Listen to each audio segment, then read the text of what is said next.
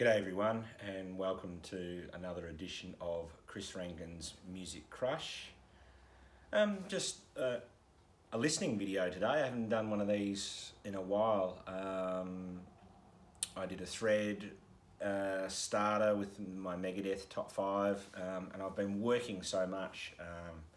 So I managed to get through and watch a few people's videos yesterday, and I thought before work comes calling again, I might come on and just make what I've been listening to video. As usual, listen to as many new releases as I could. My favourites for the past week that were released on this Friday just gone, Wheel, and now a different Wheel to the one I mentioned before, would you believe? Hard to believe that there was two bands called Wheel and they released brand new albums a week apart. So the one last week was Wheel with their album Resident Human, which was more of a progressive metal, progressive rock album, very, very much like Tool, if you like Tool. This one is a traditional doom band called Wheel, and I think they're from Germany from memory, Dortmund, Germany. Their new album, Preserved in Time, is fantastic. So all you guys and girls out there that love traditional doom, please check it out. Liam, Death Doom Metalhead, and Ron Haggerty, you two, I think will really like it a lot. Also, we had the brand new album Sweet Oblivion, which is of course Geoff Tate's newish band, I guess. Their new album just came out. Really, really good stuff. They're a brand new, excellent punk album by The Limit. Fantastic album, absolutely brilliant. Brand new album by Horndal as well. A little bit of a lean week. Quite a lot of albums released, but not as many as normal really grabbed me. The week before I had 15 or 16 albums that made it on into that little folder where I save the albums that may make my top 100 at the end of the year, but not so many this week. But I'll put all of the albums and the titles in the description below. Also, shout outs to some channels, Guz69 and Bad English Rex, great channels, and they're doing a 300 subs contest at the moment. Really great channels. Of course, my main man, Aaron the Metal Theologian, shout out to him. My favourite channel, so good. Inspired me to start making my own videos as well. Sea of Tranquility, Pete Pardo and the gang, awesome channel. Absolutely love their channel, the Hudson Valley Squares. Aaron Mutha Alamare, what a great dude he is. Always have great conversations with him, and just such a great channel. Really, really good, amazing collection. And the Flipside Vinyl Community with JC, shout out to him. He just had his 10-month anniversary of making videos. So yeah, great channels. So please check them out. I'll put a link to the channels in the description below. But on to what I've been listening to. Still waiting on a whole lot of new stuff. I talked about their Ex Imperatus album in a previous video. A lot of the albums that are slowly trickling in, most of them I pre-ordered on Bandcamp, and it just takes a while to get things down here in Perth, and just at the moment, I guess. So as soon as I get them, I will do videos. I'll probably do a little isolation video just on that thing, just to highlight the new release. But this is just stuff that when I had a day off yesterday and just felt like listening to a whole lot of music, this is what I pulled off the rack, and I thought I'd show you guys and girls. So first of all, this absolute beast of an album, an all-time extreme metal classic, absolutely fantastic, Vital Remains. If you don't know this band, please check them out. They are every bit as good as any of the big death metal bands that came out in the very late 80s and early 90s.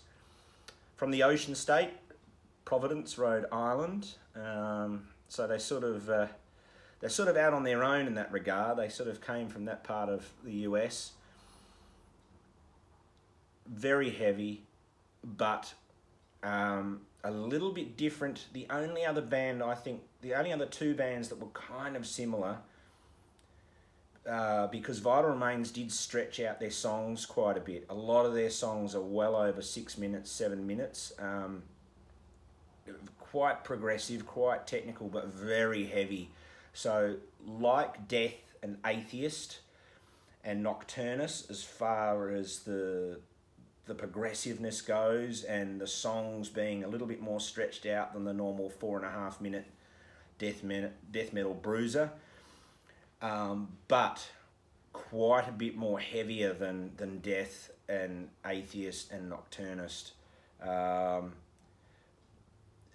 If I say brutal, it might put people off, because they are pretty heavy, but the songs do have very interesting arrangements and quite sort of, they're a brutal death metal band, but what I'm trying to say is the songwriting is almost progressive rock in its style.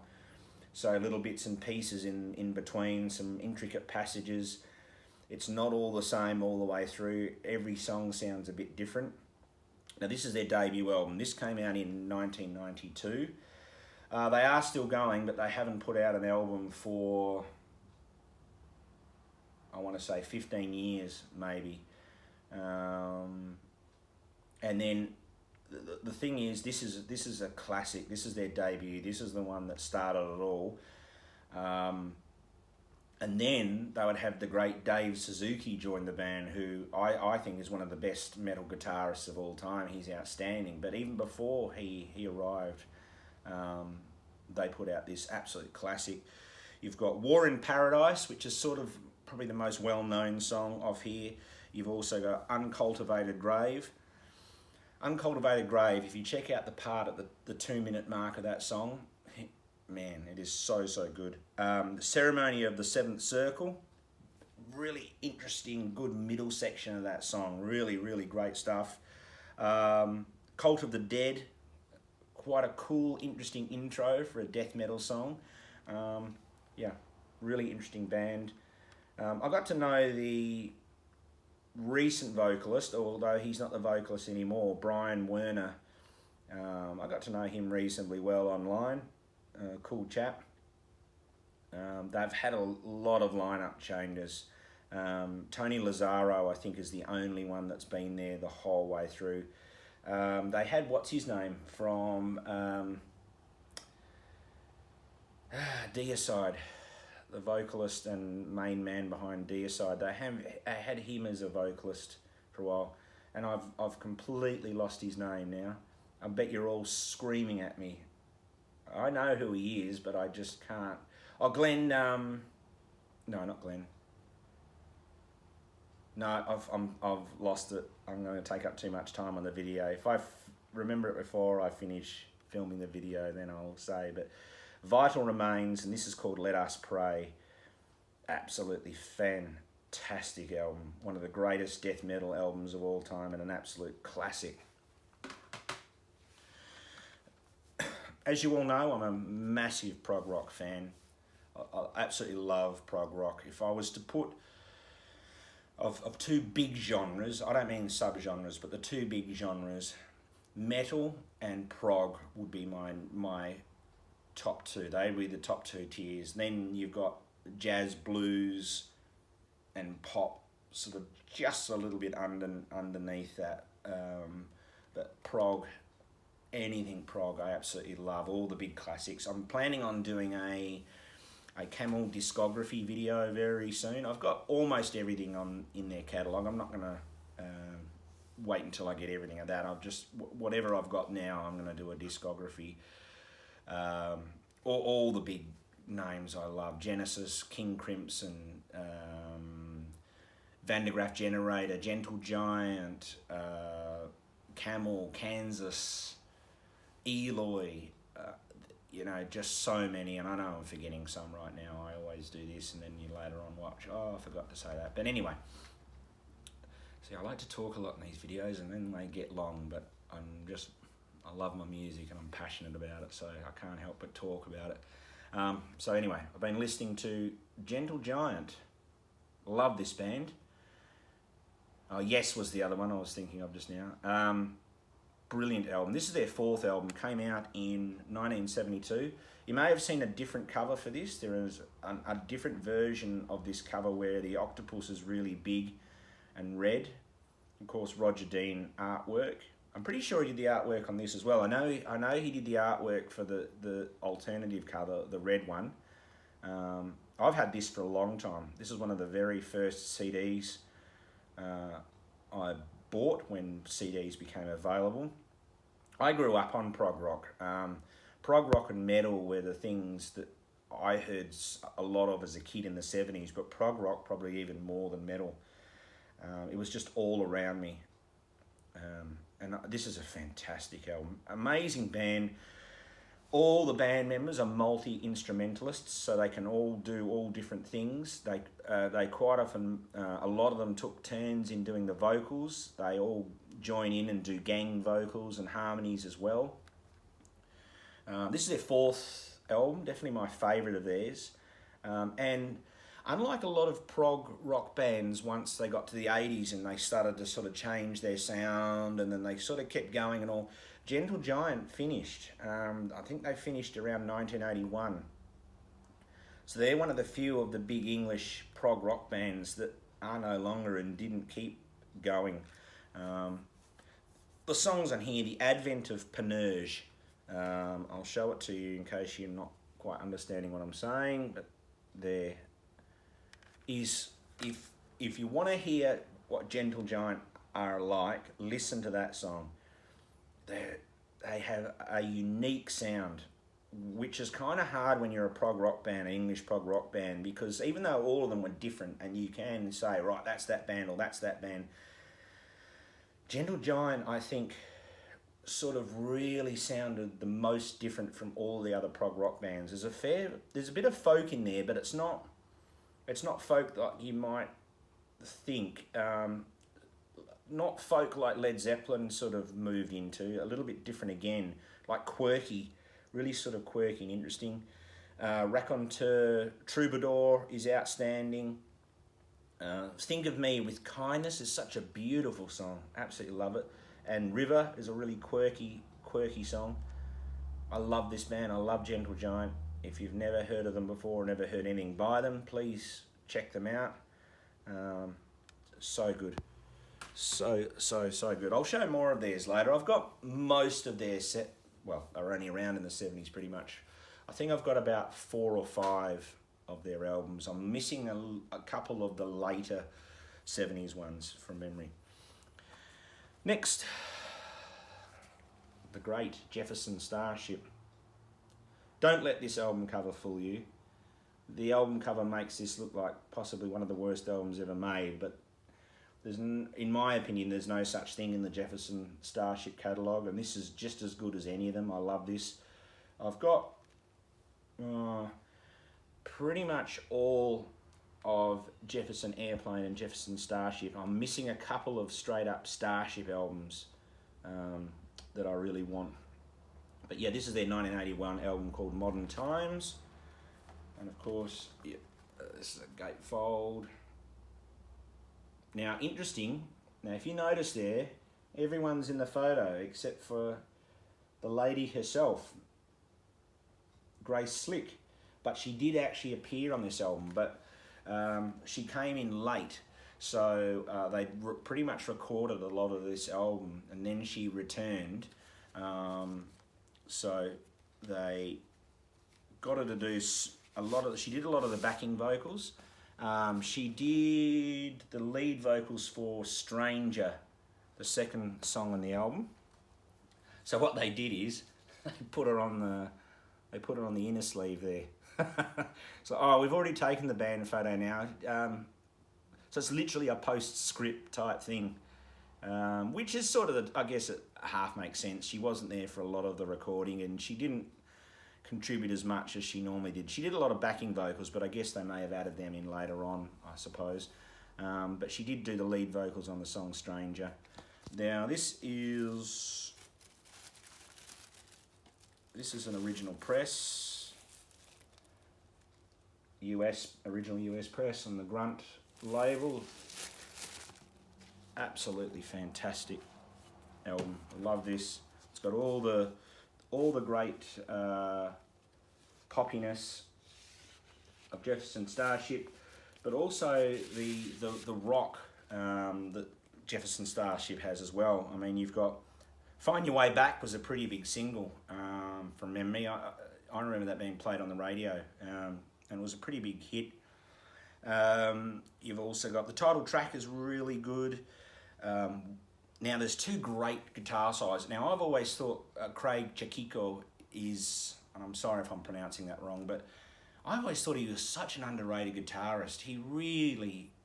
His solos are fantastic, and his guitar always sounds really good.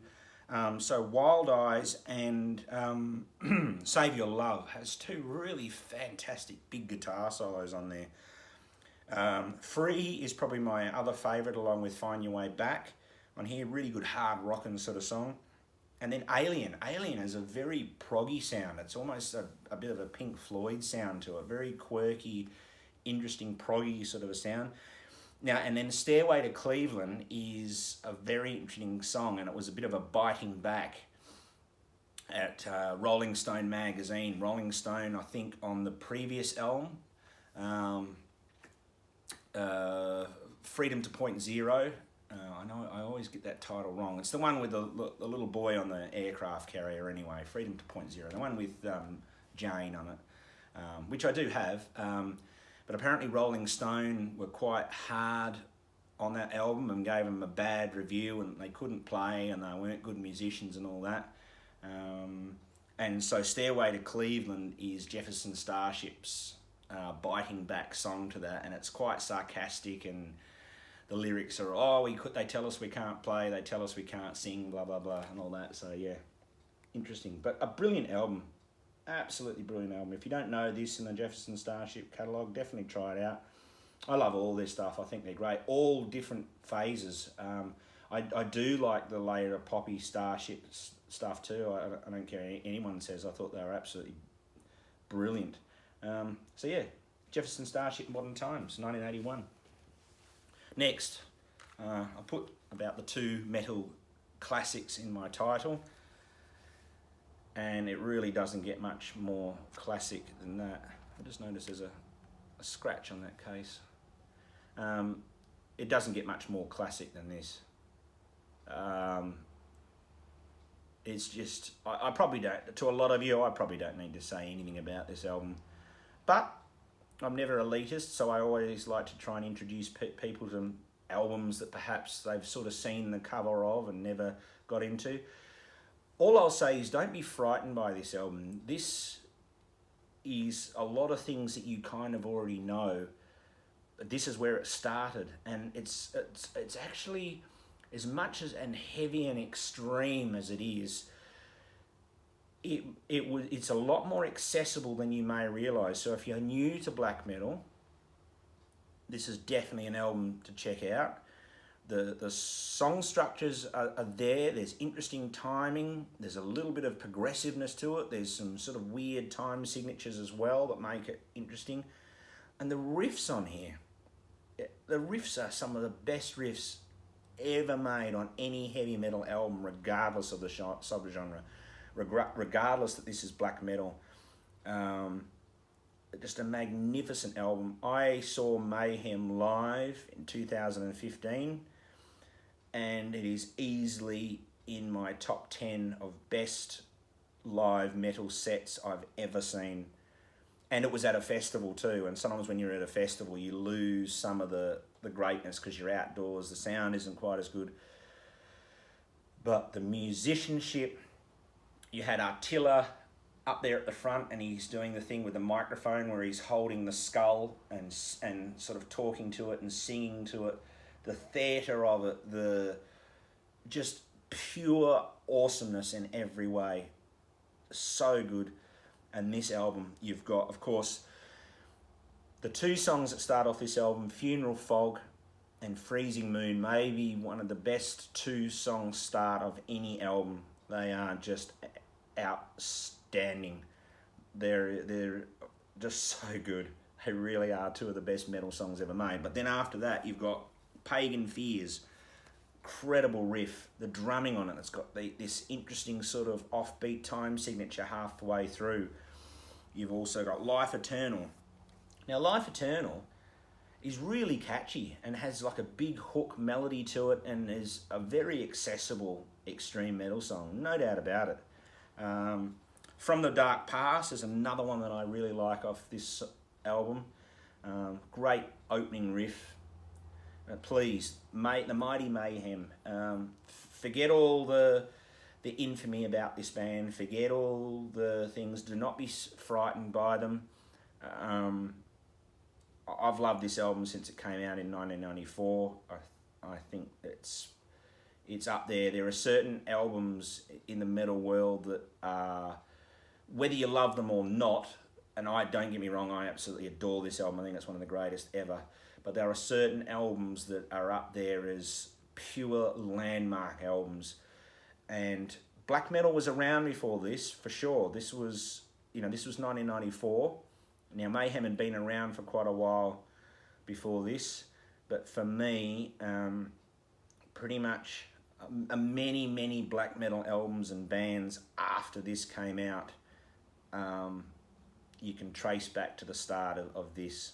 Don't get me wrong, I'm not saying this was the start of black metal, not by any chance. Black metal had been going for at least, 13, 14 years before this, but this was the one that really kicked that huge wave of black metal into gear. Magnificent album. Please don't be frightened by Mayhem. If you've never heard that album, please check it out, because it's just straight up an outstanding heavy metal album. Yes, it's black metal, but I always think it's very accessible for a black metal album, and it's just excellently written songs that are extremely well played. Love them to bits. Now, from Indonesia, I've been listening to their whole discography of this band. They got 3 albums, so I thought I might as well show them all instead of splitting it up and showing at a different time. Now, they're from Bandung in West Java. I always call Bandung the metal city. I've been to Bandung many times, and it's still one of the best cities I've ever seen for a place that just lives and breathes heavy metal. You go to a local show, and I've said this a few times, you go to a local show with just local bands playing, you'll get 800 patrons in through the door, and it'll be absolutely sold out, jam-packed. There'd be a lot of places around the world that would absolutely beg to get anywhere near like those numbers for a local show. Now, the band I'm talking about today is the band called Humiliation. This was their first album. I think this was 2012, Savior of Human Destruction. Pretty easy to work out what sort of genre we're talking about here. So it's brutal death metal for sure. Indonesia is the home of death metal. There are bands that are in other subgenres, but death metal and the brutal stuff, there is just an absolute legion of bands making outstanding death metal. I've talked about Jasad and Siksa Kabur before. Humiliation, this is their debut, 2012. Fata Morgana, this is their second album, 2015. This came out, brilliant stuff. Bit hard to see. This is one of those weird little type of covers. It is a full length, but as you can see, it's one of these weird sort of covers. Excellent stuff. And then this is their most recent album, Carnaval Genocida. This came out in 2018. Great artwork, great album. This is probably my favourite of theirs so far. Really good. Excellent band from Bandung, Indonesia. Love Humiliation. Now I do, when I can, always try and show an Australian band. Always good to support your local metal. Now these guys come from Alice Springs in the Northern Territory. So if you've ever heard of the the big famous rock, Uluru, the big red rock in the middle. They come from not too far from there, a town called Alice Springs in the Northern Territory, right in the centre of Australia.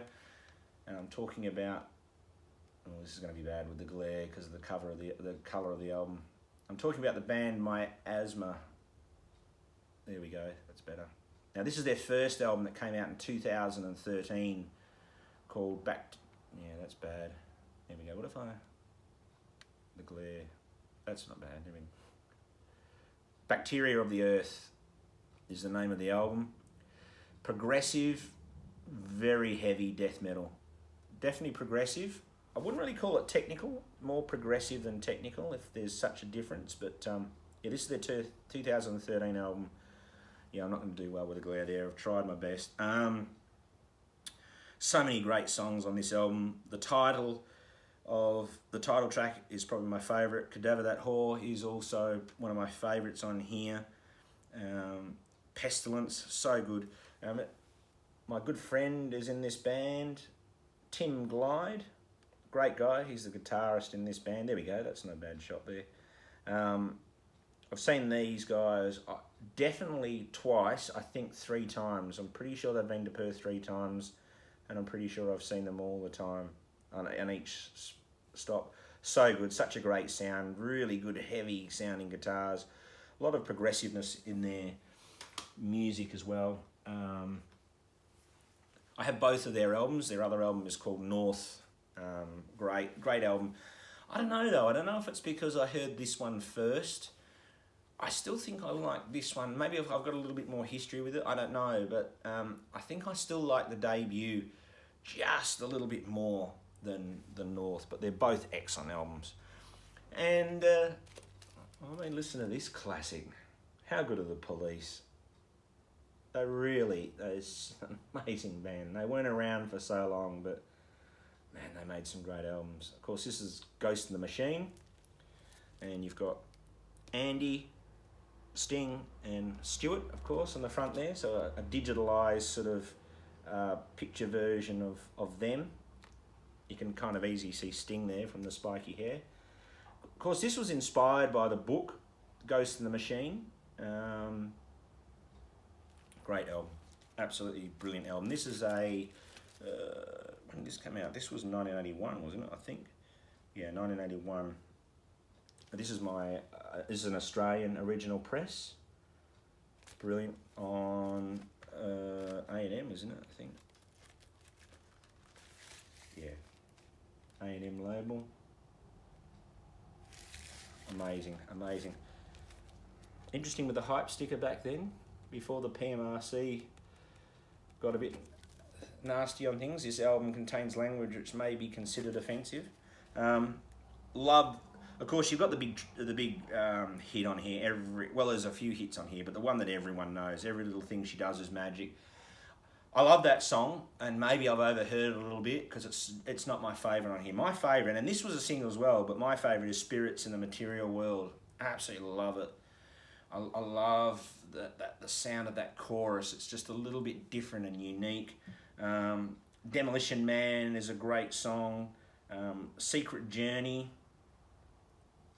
Too Much Information is weird. It's almost deliberately trying to be annoying, I guess, and sounding over computerized, which is the point of the album about, Ghost in the Machine, letting machines take over too much and control too much, and then what if they turn on us?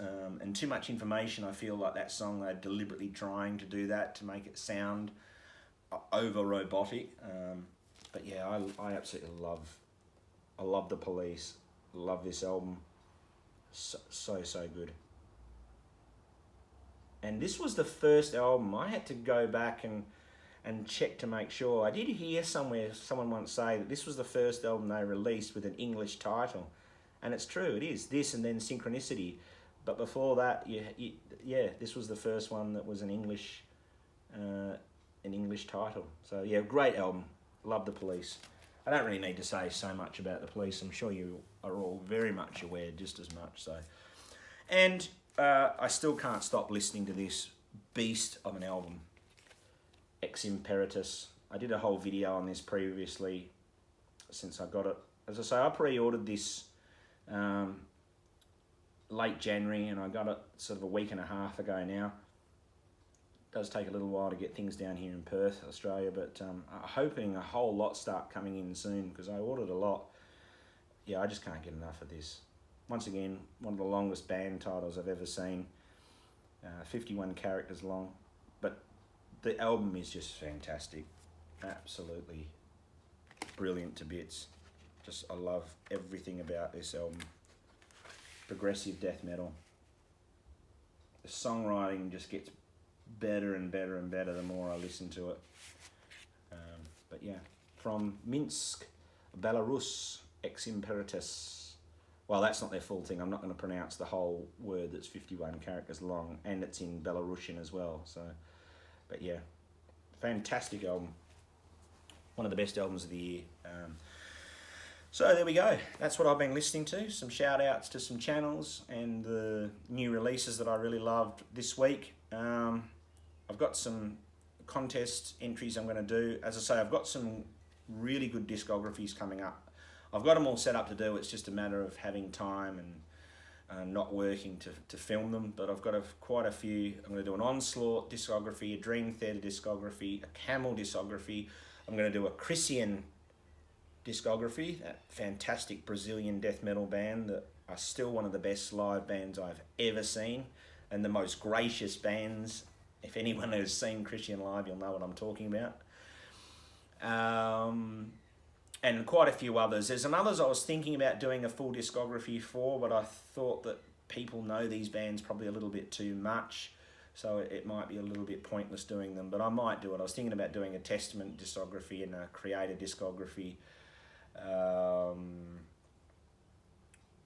might even do a Fear Factory discography, although their discography is not long. They are up there as one of my favourite metal bands of all time, so I may even do a Fear Factory discography, which is my only musical claim to fame as well. I was in their music video for Cyber Waste. They filmed that music video, Fear Factory, for Cyber Waste in Perth, and I was in their fan club, and they sent out an email to us, and yeah, we turned up and they filmed the music video for Cyber Waste. So it's my only musical claim to fame that I'm in the music video for Fear Factory's Cyber Waste.